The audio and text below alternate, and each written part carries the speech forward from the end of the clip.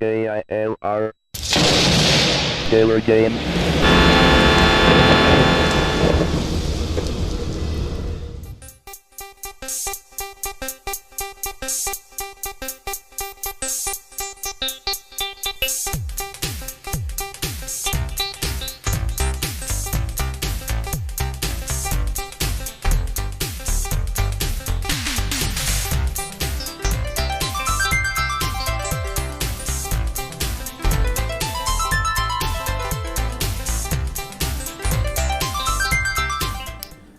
Hello, gamers and simmers and pilots. I am the Killer Gamer, and welcome back to the World Tour featuring Flight Simulator 2 for the Commodore Amiga computer. Specifically, this would be the Amiga 500, although it is running in an emulation. It's configured to run just like an Amiga 500, and I got to tell you, they've done an excellent job with the Amiga emulation. I get the package Amiga Forever, and I've never been disappointed. It's an incredible package. It really is. There's really, unless you really want to, there's really no sense on getting a regular Amiga. I mean, this emulator is like spot on, and you can even expand it a little bit. I mean, you can virtually expand it with memory and the Zorro cards and all this good stuff. The only thing that you can't emulate is the video toaster. Now, some of you might be thinking, "What's that?" Well, that was a hardware switching program where you could switch from like camera to camera, and if you added the toaster flyer, you could do nonlinear editing. And it was different than stuff like Premiere or Final Cut because it didn't have to render the whole thing.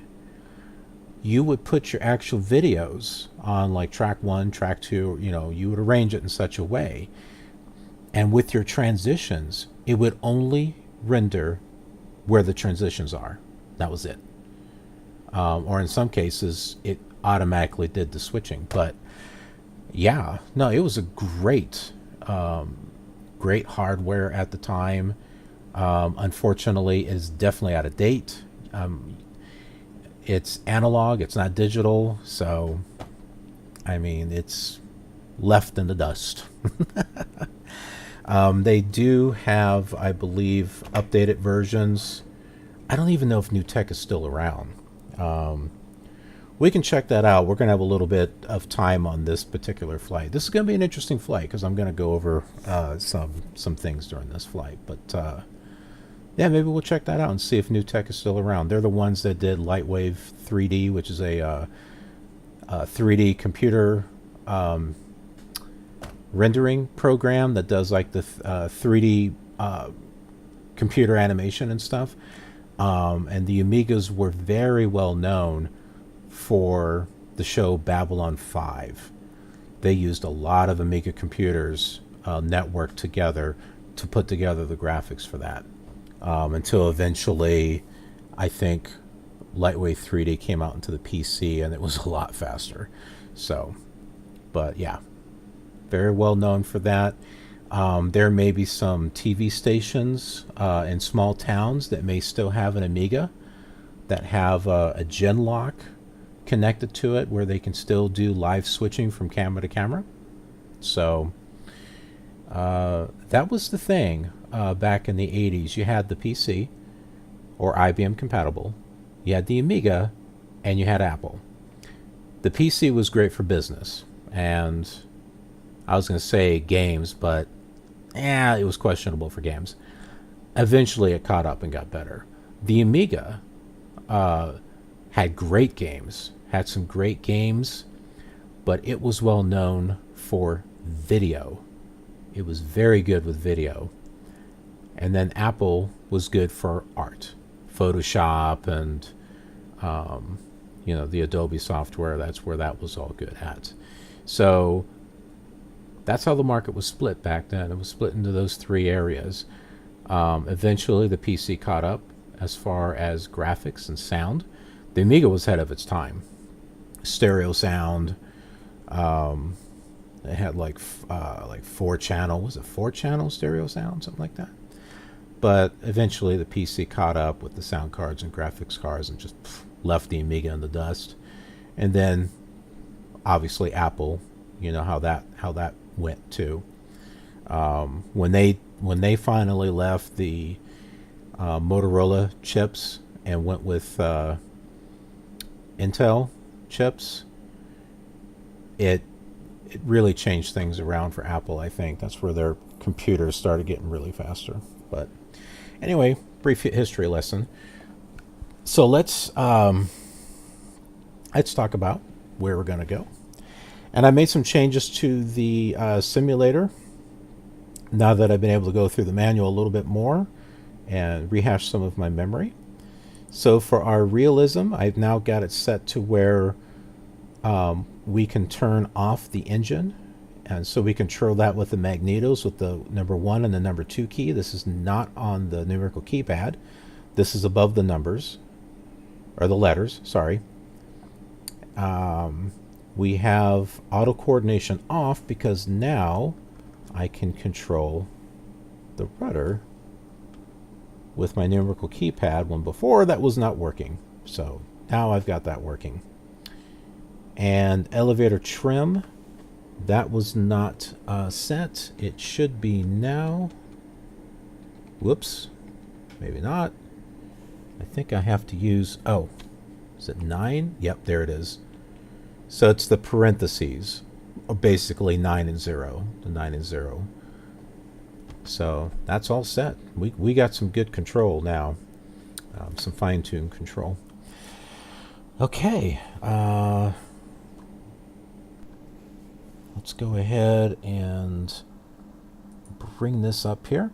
So we are here at Greater Kankakee, and we are going over here to Bloomington-Normal. We'll just kind of slide this out here a little bit so that way you can see that. So yeah, a little bit of a flight, but we got some things that we can talk about, so it won't be completely boring. So how are we going to get there? How are we going to get there? Well, we're going to tune in to Payotone, and we're going to write out, should be the 22, well, no, that won't do it, 23. That might do it. But you know what, I think, yeah, if we're going to want to go north, we're going to want to go north. And I think if we catch this radio here from Pontiac, actually, we should be able to tune into it. That's my, we'll check. If we can tune into this, then we'll catch the 24 radio and head this way. And then we'll connect up with the, probably the 030, or the opposite, the 210 vector going this way. So when one connects to the other, we should be able to turn and head right into Bloomington. So, okay, let's turn that off and head back to the emulator here. Let's tune in 109.6. We're going to do that right here and see if we can get our distance. Yep. All right, so that is working.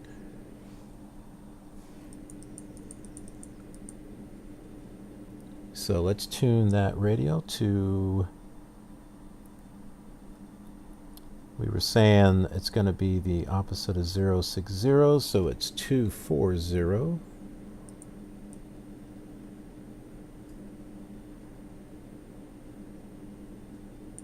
There we go. Oh, we're not too far. Okay. Now, this one, we're going to want the 210 vector. V for vector. That's vor.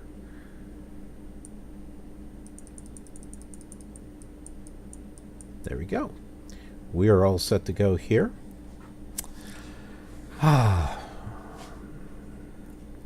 I already know what the comms are going to say. It's going to tell us to land and take off from runway 22.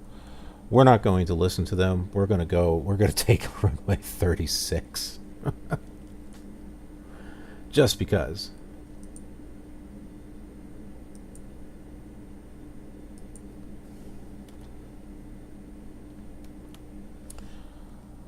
And we should be good to go. So now we go ahead and start our magnetos. We should be able to use 2, which is left. So we're turning it right. Both. And there we go.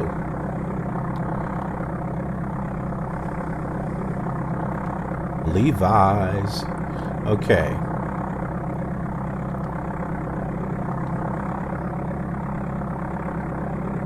Oops, that's right. We got to use our rudders now to move.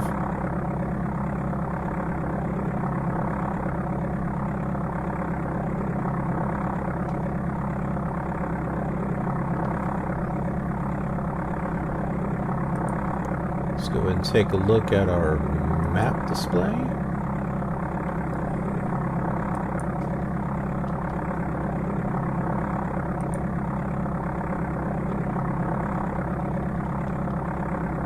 And that doesn't seem to be working very much. Map zoom.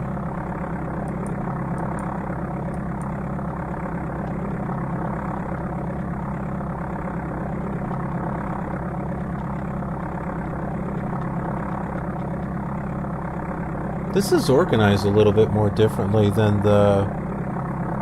No, maybe it's right. I think we'll take this runway instead of having to travel all over the place. I'm probably about ready to go off the runway here. Yeah, we'll take that one. Okay, we need to turn around.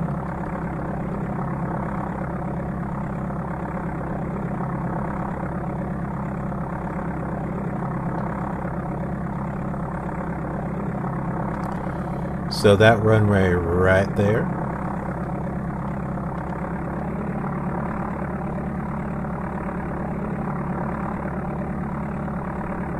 I'm slowly beginning to remember the fun that I had with the Amiga Flight Simulator. I loved the Commodore 64 one, don't get me wrong. But when I got to the Amiga version, the animation was smoother. The graphics were better. I know they don't look like they're much better, but they were. I mean, as you can see, the center line on the runways, it's a lot easier to get lined up with the runway on this one.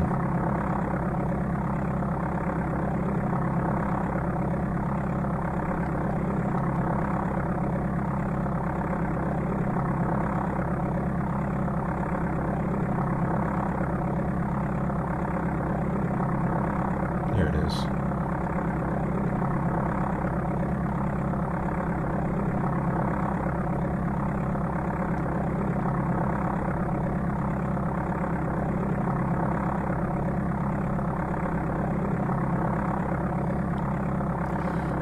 Now, I haven't really looked around, but I don't think there's really anyone doing any Amiga videos on the flight simulator. I think they might like touch upon it, but I don't think anyone's actually doing flights with it.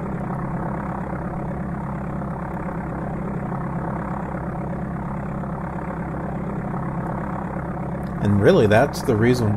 I mean, that's not the reason, but I'm doing these videos.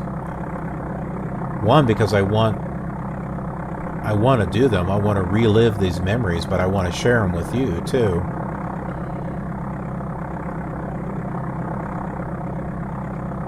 And just get the most that I can possibly get out of Flight Simulator. Because, man, I grew up with this game. And it was a big deal for me, because I've always wanted to be a pilot. Just money. It's too expensive. And then there's this here. I could never be a professional pilot. Maybe a private pilot, but my eyes, I have astigmatism in my left eye, so and they've tried, but they cannot get me corrected to 2020. Whoops.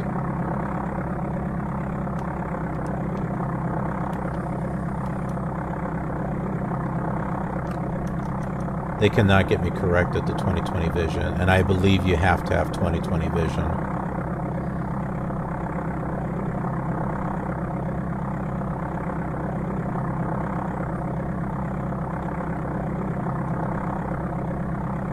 So this is how I lived my dream, was the flight simulator.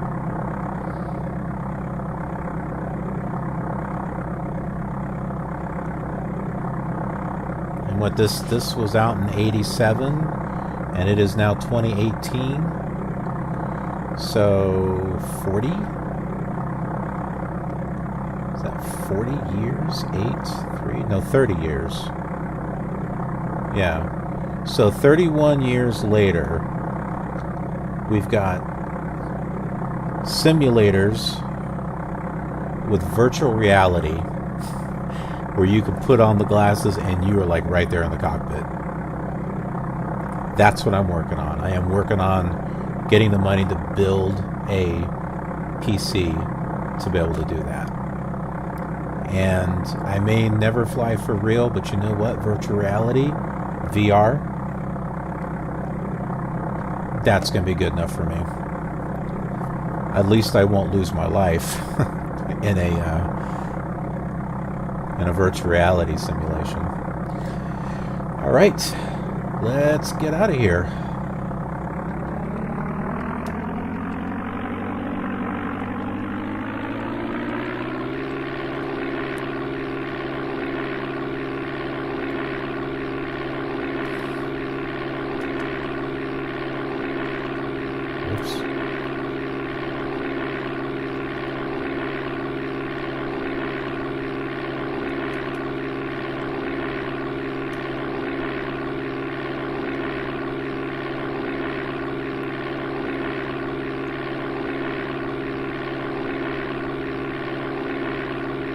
Off we go.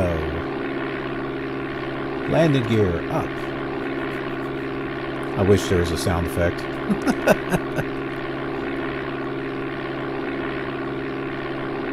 I didn't start hearing a sound effect for the landing gear until Flight Simulator 5.1. Get our autopilot set. We will set that for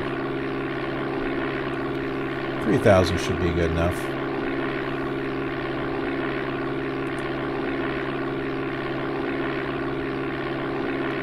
This big white splotch right here. Oh, what was that? There was some little thing right there.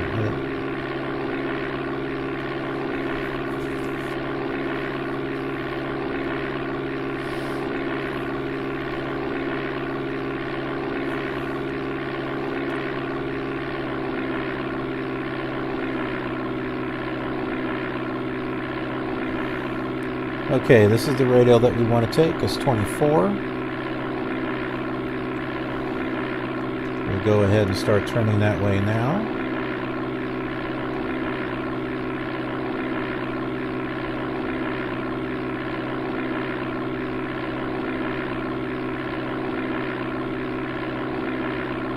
Now, based on Flight Simulator history, the version for Amiga was supposedly similar to Microsoft Flight Simulator 4, I think.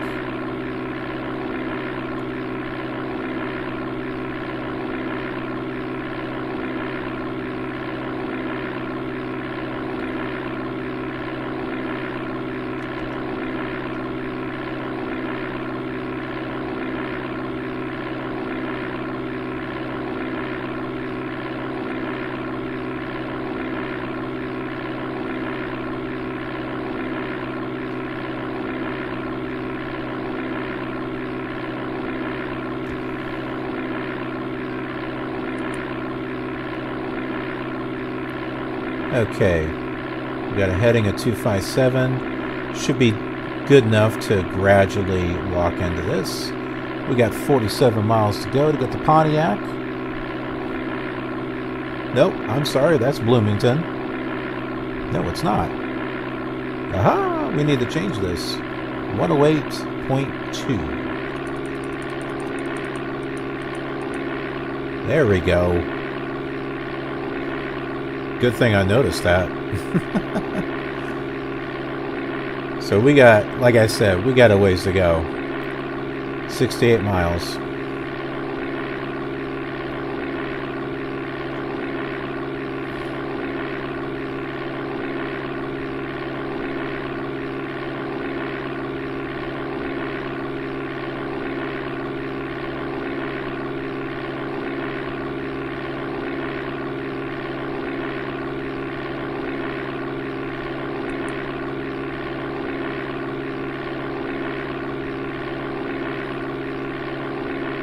Now I read in my manual that if you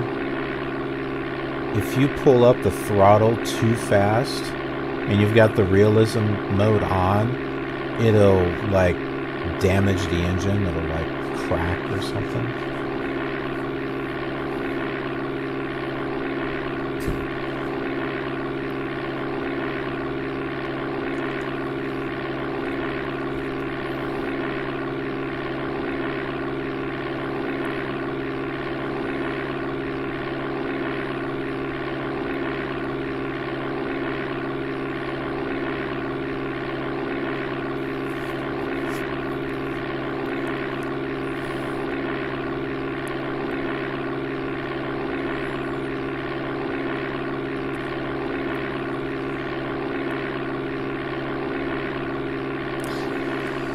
Alright, well, I don't think we're going to have to worry about catching that for a while. It's going to just slowly, gradually get over there. So, I got some goodies in the mail. Let me go ahead and share that with you. Ooh, that feels like that's crushed.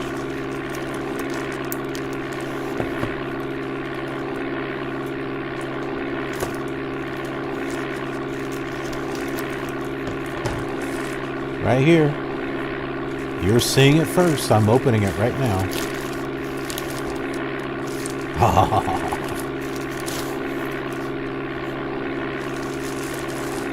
My goodness, this thing. Look how crushed the box is over here on the side. But FS Traffic. This is for Flight Simulator 98 and 2000. I think I'm going to get something else for 2000. I mainly wanted something for Flight Simulator 98. And this was like the only thing I could find. And this is rare enough. This was the only thing I could find. This was shipped overseas to me. But yeah. For a moment, I didn't think the CD was in here. Okay. Let's turn down the throttle here. So there it is. From the company Just Flight.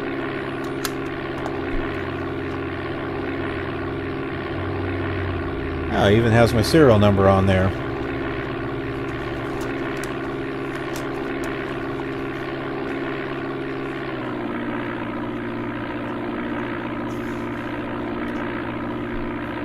Alright, let's turn to meet our radio here just a little bit closer.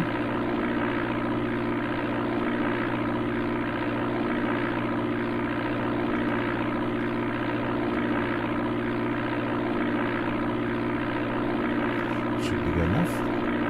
Alright, so let's read this. Let's see what... Oh, we can read the back of the box. Okay. Try to fix the box here. FS Traffic is a new, powerful utility for Microsoft Flight Simulator, allowing you to generate traffic around any airport in the world. Yes, and this is something we needed for Flight Simulator 98. Now there are no more empty skies in airports. Simply automatically add realistic air and ground traffic to virtually any airport and the surrounding skies. So that's the key. Surrounding airport and the skies. Or the sky at the airport and the surrounding skies. So it's not going to be flying all over the place, I don't think. Mimic the real world. Fill your lifeless scenery with moving and realistic aircraft. Automatically generate landing and departing traffic on any ILS-equipped runway. Push your flying skills to the limit. Learn to cope with up to 30 other aircraft taxiing, taking off, and landing at the same time. You can also record and implement ground movements of buses, low tugs, and baggage trucks for ultimate realism. Huh. Wow, that was before GSX. Isn't that it? GSX, the one that just recently, as of this time, started making the whole, like, passengers and all that other stuff. Includes your own fleet of aircraft in any traffic pattern. Convert most of your own aircraft and see them generate traffic patterns in any installed scenery. Aircraft are displayed with moving parts. Navigation lights, strobe lights, gear, flap, and slats will be shown in the same setting you use during your flight.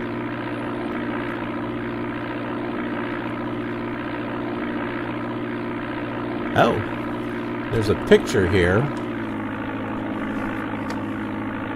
Right here.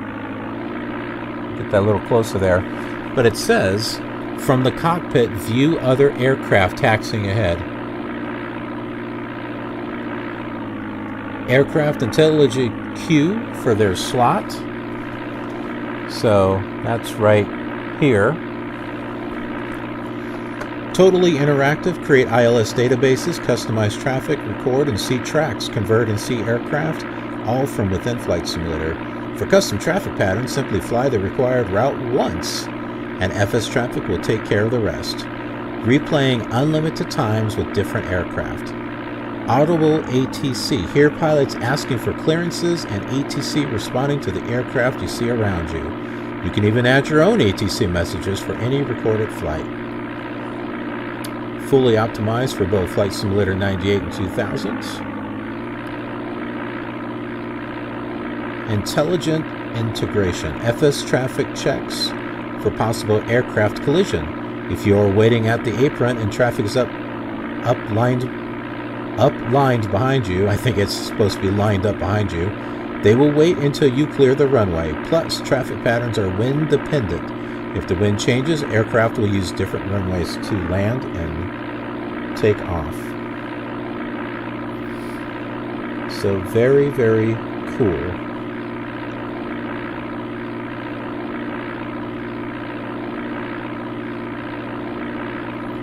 Record your own choice of air and ground traffic for any airport. So I wonder if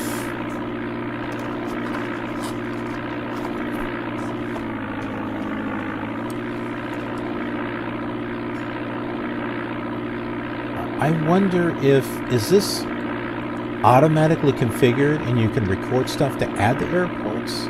Or do you have to manually do it all yourself? I'm not sure. Let's take a quick look here. As you may know, Standard Flight Simulator dynamic traffic is scenery-based, meaning that it is only active at airports for which it was designed. Reduced frame rates, repeated patterns flown by traffic, blah, blah, blah. With this, you can easily replicate the real world and fill it with realistic moving aircraft. Once correctly installed in Flight Simulator, you will be able to generate landing and departing traffic at any airport, equipped with an ILS system, create customized traffic around your preferred airport by simply flying. And if you feel lazy, you can also download customized traffic patterns at www.fstraffic.com for free. Somehow I think that website probably doesn't exist. Exchange traffic patterns with your friends. I don't have friends. See any aircraft installed in your system as traffic around every airport. Here are pilots requesting and receiving clearances from ATC. FS Traffic has received many awards and praises from flight simmers all over the world. We sincerely hope it brings you as much pleasure. This is going to be interesting because it's got ATC chatter. Now I've got ProFlight 98, which is my ATC communication program. Oh, we need to turn here to catch up to radio 240.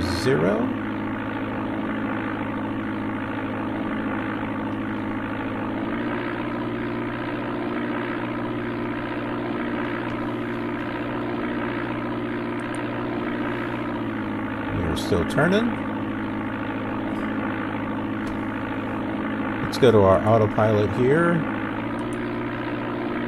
Heading lock 240. Oh, that was not the right one to hit. 240. What the heck?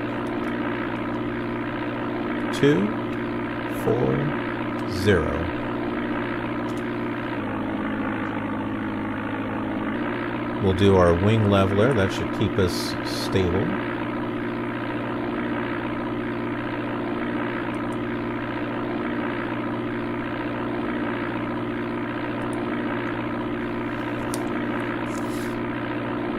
Yeah, so I've got ProFlight 98, which for Flight Simulator 98 is such a game changer. So incredible. And then I recently got...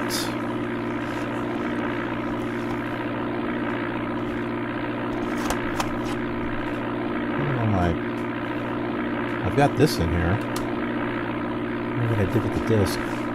I've got this, which is all about ATC chatter. Now this is mainly for Flight Simulator 5, but you can use it for Flight Simulator 98. But there's a patch or a plugin that allows you to connect it with ProFlight 98, and I haven't tried it yet. I've got that patch, but we'll see if I'll be able to get it to work. I don't know. So having the ProFlight 98 and that and this, well, it could be a mess, or it could be really interesting. I don't know. Alright, about this manual, no. An important note about the CD-ROM. Downloadable shareware and on CD-ROM, blah, blah, blah. Installation, okay. Uninstalling, okay. Active scenery, okay. Your first look, okay. Load it. Convert all the simflight.com aircraft.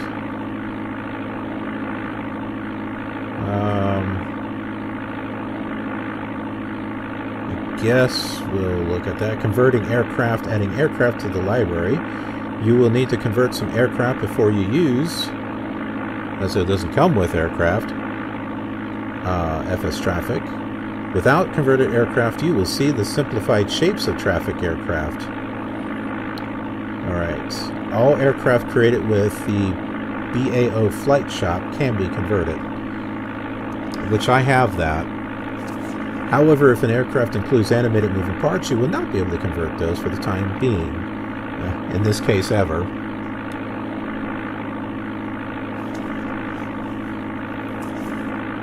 Let's see. Removing aircraft from the library. Playing traffic. Playing traffic is an easy task in the Your First Look chapter. Blah, blah, blah. How the traffic player works. Once you activate the traffic, FS Traffic will check your position against airports that are close enough. If you are flying within one or more active areas, FS Traffic will start showing both ILS traffic and user traffic for these airports. Let's see, and then there's aircraft, winds,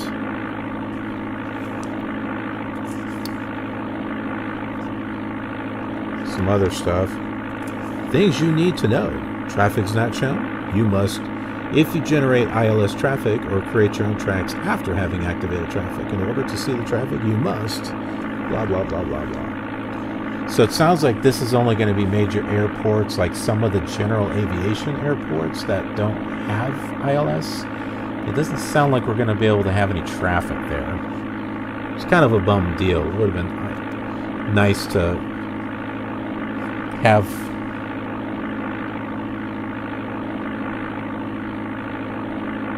What is this thing trying to...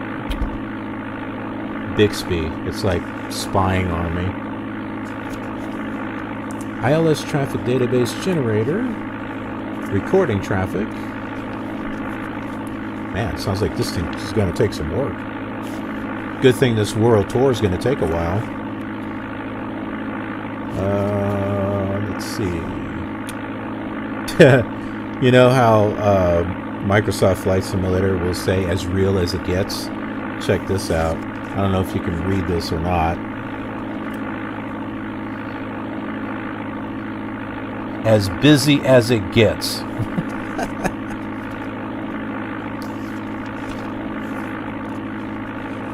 Setting the airport reference coordinates. Tips about how to record tracks. Exporting tracks. Definitions. Credits. Copyright. Frequently asked questions. Recorded tracks included on the CD-ROM. Oh, we have included some end-user tracks recorded at Chicago Meigs. To see them, you will need to import the STX file. See the section to import tracks in chapter blah blah blah. Whew. Yep. I think this one's going to take some work.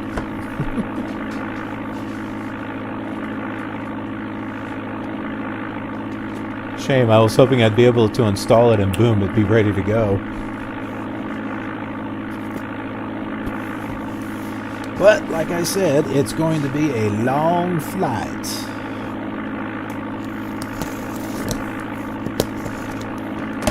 So by the time I finally make it around the world, 210. Okay, we've matched up here. Let's get locked in. VOR1 lock. Turn off heading lock. Turn off wing leveler.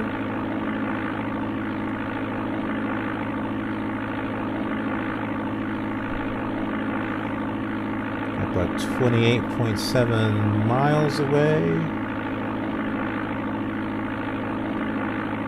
Yeah, I think we're fine. We'll wait till we get about 20 miles. We'll start going down in altitude. Alright, so another box of goodies.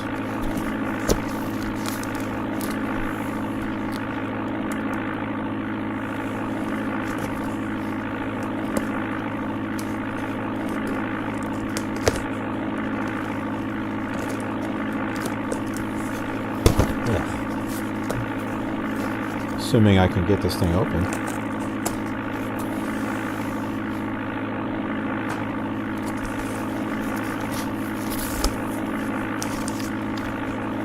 They said, thanks.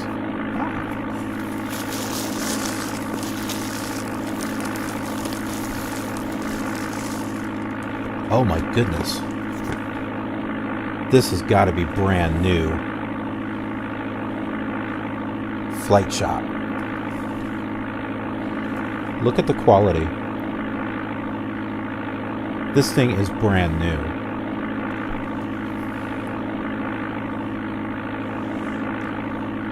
No, we need... I have not seen these, but I need this collection down here of the aircraft. This... Here we go. This stuff here. Boy, I can't even point. There it goes. These collections here. I could use these. There's the Apollo Collection 1, 2, 3, and 4 of Airbus, Boeing, Great Airlines, and business jets. Because if I got those, I would be able to convert those and use them. I've never seen this. Look at this. This one right here. Azuris and Madeira? I've never seen that.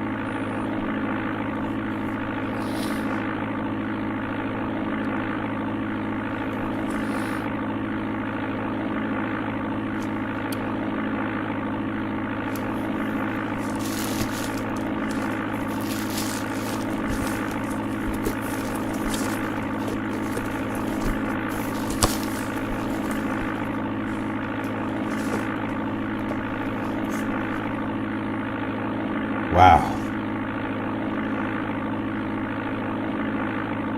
I think I've had this before, but no, I had Pilot Shop. That's what I had. I never had Flight Shop. Oh, wow. To be able to dig into the stuff and just start adding this stuff into Flight Simulator during a world tour. I'm telling you, man, this series is going to rock. All right. Oh, okay. We are getting down. Let's start changing our altitude. I have to like click here and then click here in order to change it.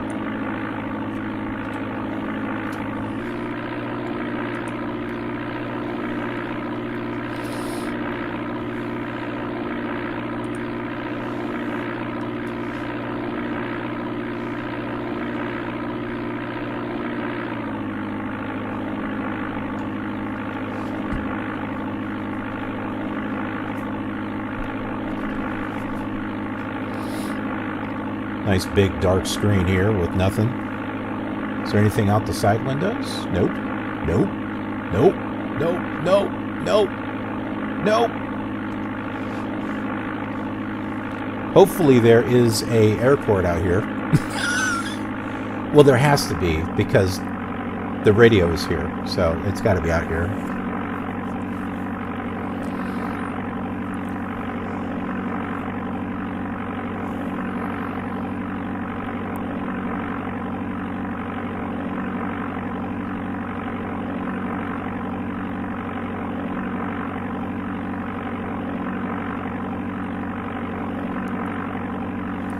The vertical indicator moved. But this isn't an ILS, so I don't know why it does that.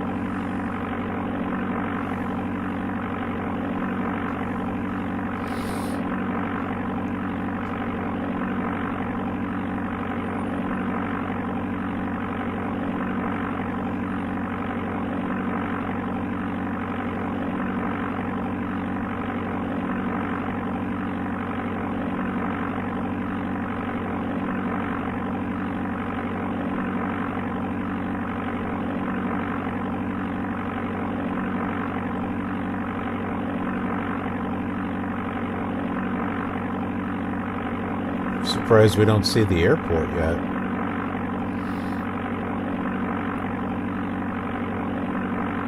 I thought we would see it by now.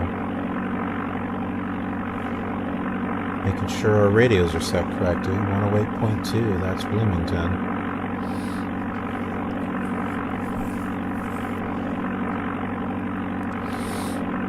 Ah, there it is.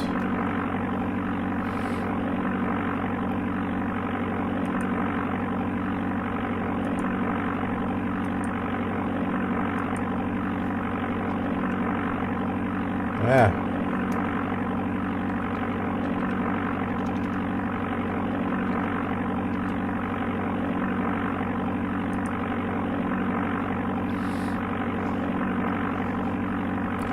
I think the runway is right here.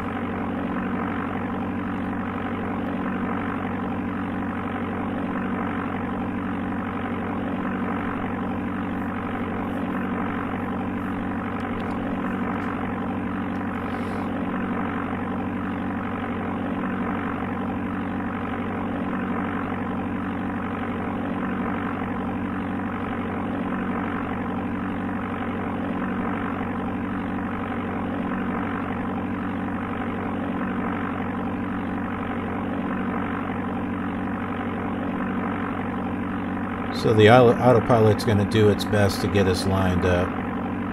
Well, that's assuming that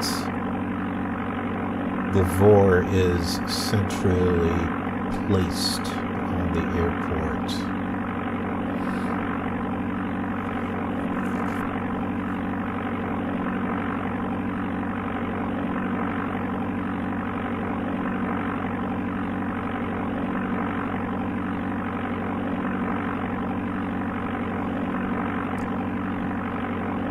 Altitude is 875.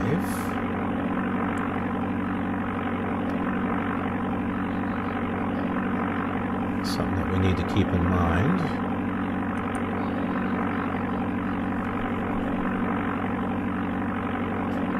Okay, let's go ahead and get some flaps down. We'll do one.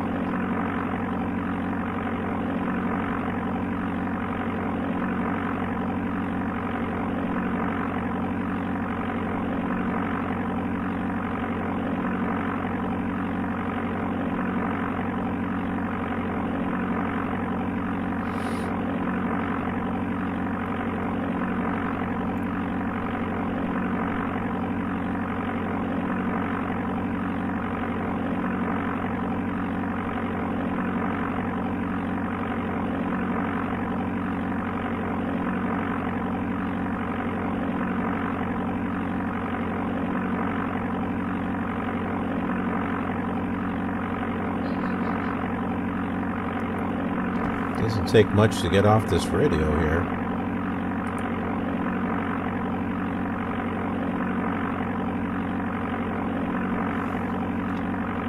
Get our second degree of flaps down. That should slow us down a little bit more. Let's get our landing gear down.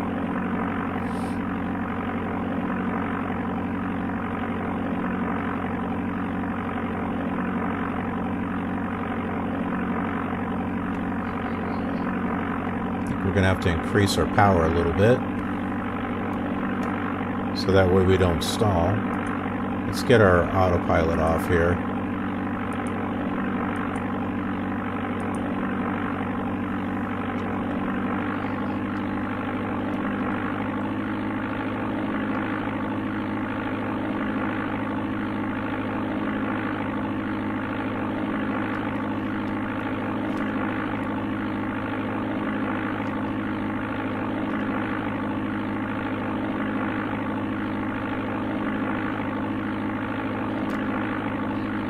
Six miles to the airport.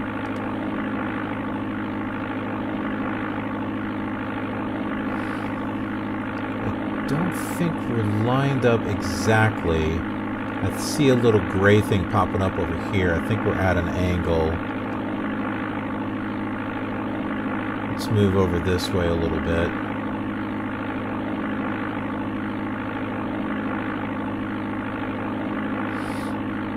$5 miles.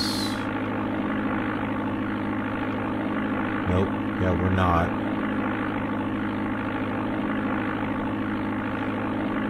Some fine tuning here with the rudder controls.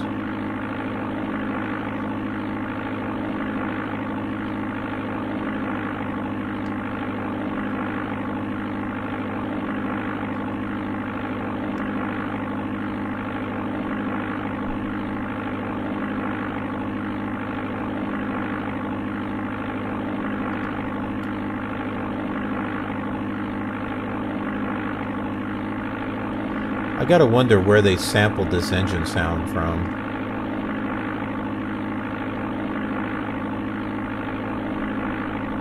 Like, was it sampled from an actual prop plane? Oh, that changed. Did you see that?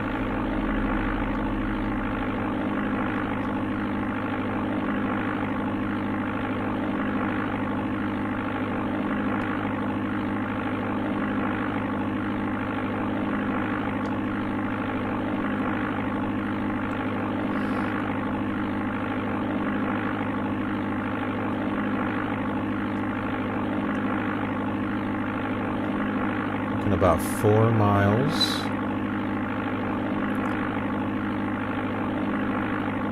I think we're coming in at a very good speed.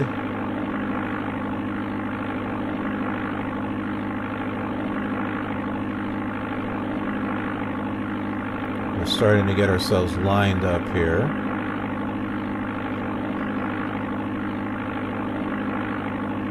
We're using our rotor controls here to fine-tune our turn.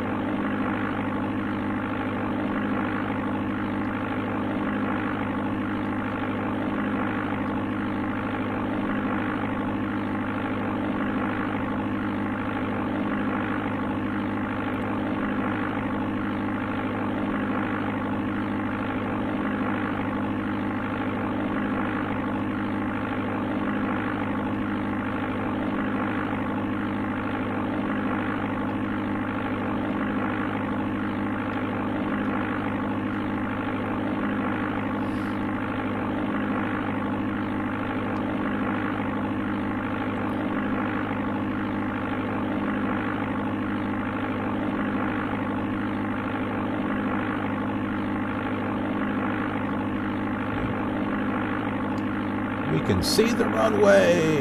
Here it comes.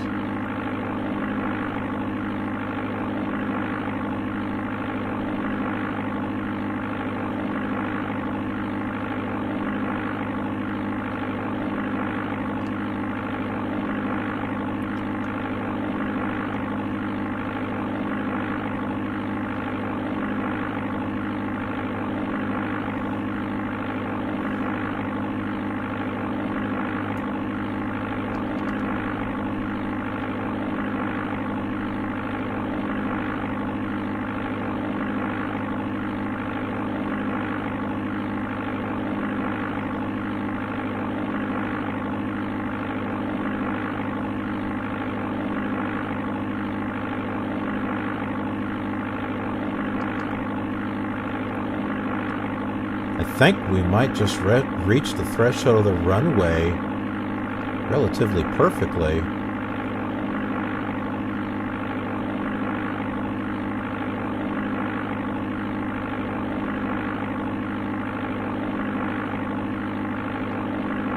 Here it is.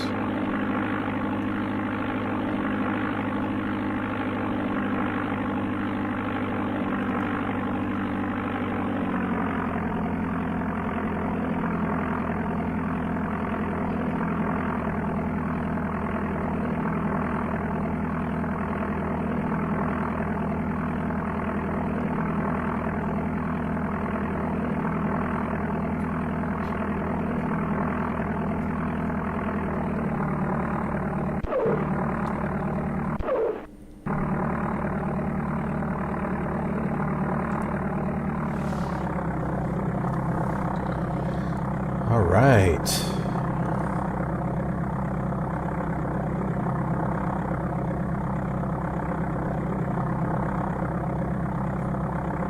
Let's go ahead and turn ourselves off the runway here. There's no taxiways, but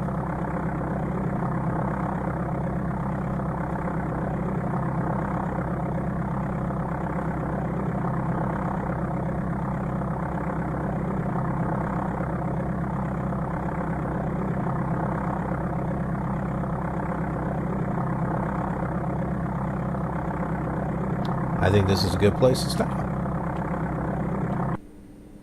It just like cuts it off right there. All right, we are here at Bloomington-Normal. Not too bad of a flight. Very, very good. That turned out really, really well. Okay.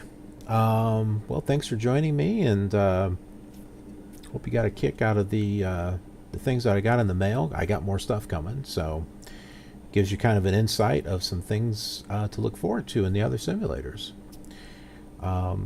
Well, other than that, be sure to check out the same flight in those other simulators, and I hope to see you next time on the next Amiga flight. See ya. If you thought this flight was interesting, then you might want to check it out on these other flight simulators that you see on your screen. It's just a fun way to relive old memories and see how things changed over the years. Be sure to subscribe to be notified of any new videos, and I'll see you on the next flight.